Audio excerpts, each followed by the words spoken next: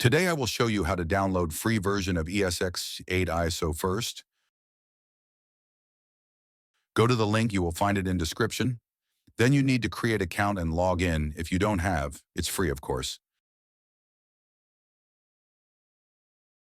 After that, scroll down and click VMware vSphere Hypervisor. And after this, click again in VMware vSphere Hypervisor. And you find the free version 8.0. Click on it. Before that, you will find term condition. You need to accept it. It's under the search bar after that. Click the download button.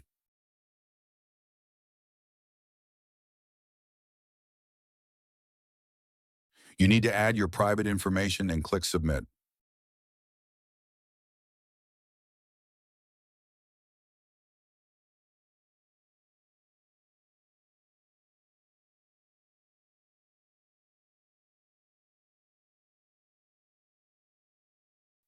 Click download again.